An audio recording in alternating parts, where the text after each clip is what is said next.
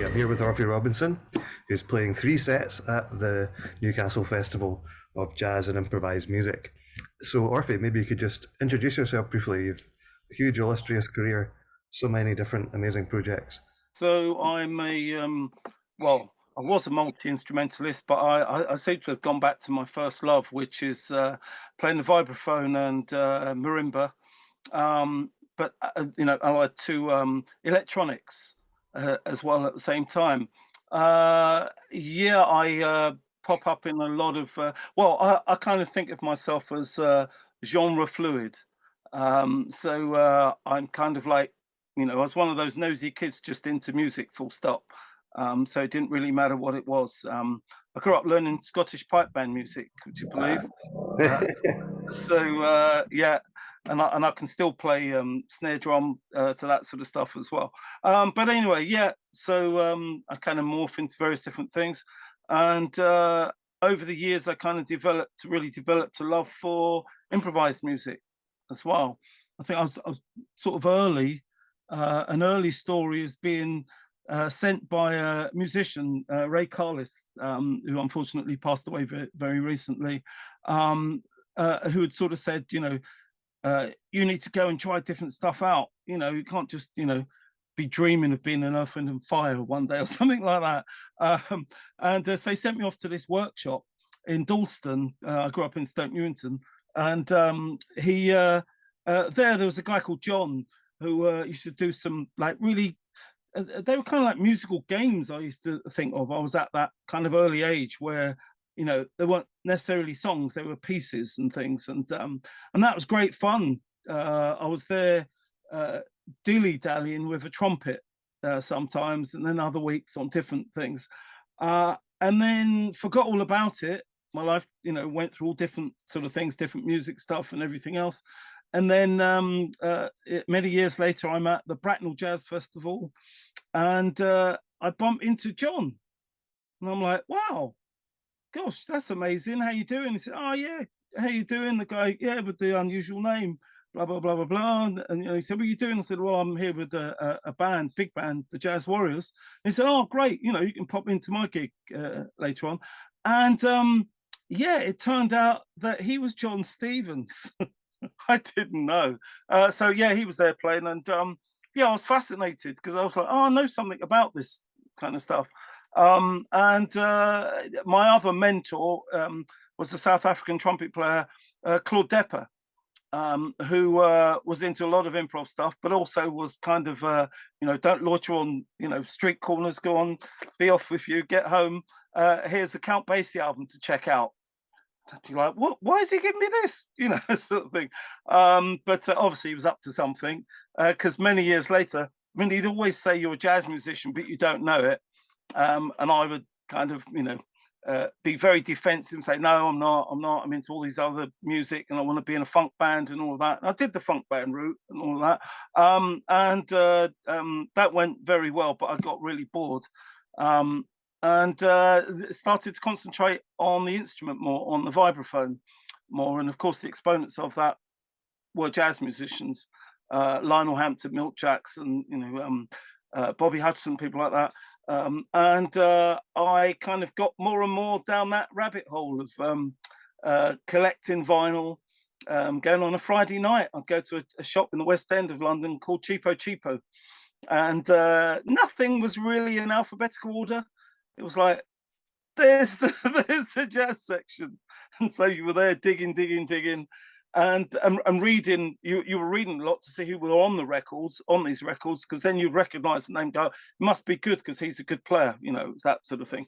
But I got more and more into it, and then one day I was called to do a session for something, and the guy there kind of said, my mate really loves vibraphone, and he'd love you to be in his band. I'll give him your number. His name's Courtney. Expect him to ring soon. And yeah, this guy Courtney rang, and it was Courtney Pine, who told me I was going. Said, "Would you like to come up for a rehearsal?" Which was like, I think it was like the next day or something. So I turned up for this rehearsal, which turned out to be a sound check and then gig. And it was the Jazz Warriors, and who walk in, but Claude Depper and Ray Carlis, who both burst out laughing and said, "We told you and you didn't believe us that you were going to be in jazz," all of that. So yeah, I went into that route, all of that, and then a very, very, very poignant moment was seeing in Poland.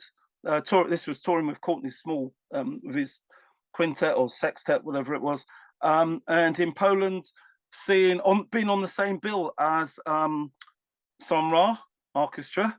Notice you're wearing one of the t-shirts, and the Art Ensemble, and that completely blew my mind, because there we were dressed up, we were dressed up in that sort of neoclassical kind of, well, we looked like estate agents really, but we would, we were into that sort of thing, that area of jazz. And then I look around and there's the Sun Ra Orchestra, who are not dressed like that in any way, and also the Art Ensemble, of which that completely blew my mind. And I loved what they were doing. I remember coming back off that tour just completely buzzed and wanted more and more. So I'd turn up at a lot of improv gigs, just checking things out. Particularly in Stoke Newington, we were quite lucky because there was Harry Beckett there, and people playing at the Black Cat and various different sort of gigs everywhere. So I'd always turn up and see those gigs, and then got more and more involved, I would say, until I was obviously signed to Blue Note in the States, and did that route and all of that. And when that was kind of finished, I just thought I really want to do some other things, and that's when Steve Beresford approached me to do. It was a Butch Morris. It was the London Skyscraper tour, and I just felt at home from that moment. And that was the first time I met Pat as well, Pat Thomas. And sorry about that. It was the first time I met Pat Thomas, and yeah, it was really, really good. Kind of, having some good conversations about approaches to music and what he was doing, what I was doing, and got more and more involved in that world. Doing the London Skyscraper thing led to the London Improvised Orchestra, and then I'd be doing a lot of different, sort of ensembles and things with, with Evan, with Lowell, some wonderful, wonderful people and musicians as well. And that kind of, I think that kind of took over. I wasn't really into that other field of jazz that I'd been kind of known for. Later on, it led to myself and Pat coming up with the idea of Blacktop, and it was to bring in a lot of different influences from our backgrounds as well. But the name came about just through us not hearing each other properly. I think I had a black laptop, and somehow we made some confusion with me using that, and Blacktop, and then we said, oh, well, that could be a name. And so we ended up using that, and that grew. The Blacktop area grew. The idea was to always have guests. So I think we've only played once or twice just as a duet. All of them have been with guests, and we put out, I think, 4 albums. The last album had who was that? William Parker and Hamid Drake and Elaine Mitchener. Some Good News, it was called. And we've had albums that have featured Steve Williamson, saxophonist, and also Evan Parker. And in the cans, we're full of albums. We've got probably about 25 albums to put out at some stage. Maybe some clever person will approach us, because there's some massive names in there, including Marshall Allen and Jamaluddin Takuma. There's a lot of serious names and serious things there. So hopefully we can start putting some of that out as well. And I'm also there doing coming up with Martin Archer, Anthropology Band, which is great fun. There's some great people in there, Pat's in there as well, again, and Charlotte Keefe, and it's just really, really good music. Martin has put together a wonderful ensemble, and I'm, so happy to be invited to, be included in that ensemble. And then the third thing I'm doing is a solo show. I've started probably in the last couple of years. I think, was it last? It might have been last year I was first asked to do in this particular sort of time solo concerts, and that's been going really well. I've been covering a project that I called "If You Don't See Color, Then You Don't See Me," because I always hate when people say, "I don't see color." Yeah, okay, you'd be a great help in a snooker match, surely, or playing pool. Of course, you see color, but it's an easy excuse to not see my culture, my traditions, everything else. So I don't take that as an answer. It's actually based on 8 movements of a people, I call it. So it covers things like William Cuffey, the chartist, Robert Wedderburn, a piece called Revolution of the Mind, William Davidson, connected to the Cato Street thing, which was something I didn't study music in colleges. You know, I studied politics, government and politics, British Constitution, all that sort of stuff. In fact, I had the same politics tutor at Hackney College as Johnny Lydon. A few years, but he's a little bit older. But yeah, we had the great infamous Della Bishop, who was brilliant. I also cover Rudolph Dunbar, who was the I call him the Rebel Clef. So he came from the Caribbean. He was a war correspondent, would you believe it? But he was also a musician.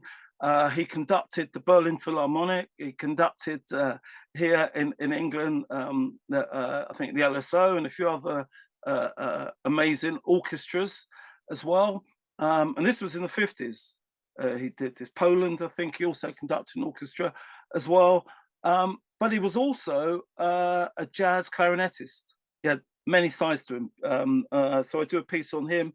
And then somebody that I was lucky to meet quite a few times in North London, in Tottenham, the politician Bernie Grant, who, in fact, one thing that he did that I'll always love is that he took my father around the Houses of Parliament once, which was amazing, absolutely amazing.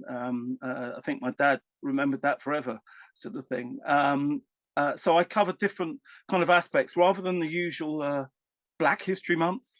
You know, it should be covering lots of different things. Yeah, a very different look. It's a 45 to 60-minute set, and yeah, electronics, MIDI, various different things, and some narration as well. So that's the 3 projects we'll be doing. Blacktop, obviously, on the Saturday with Mariam, and we're so looking forward to working with Mariam because you know, a turntablist as well. We'd spoken about, wouldn't it be great to one day do something with a turntablist?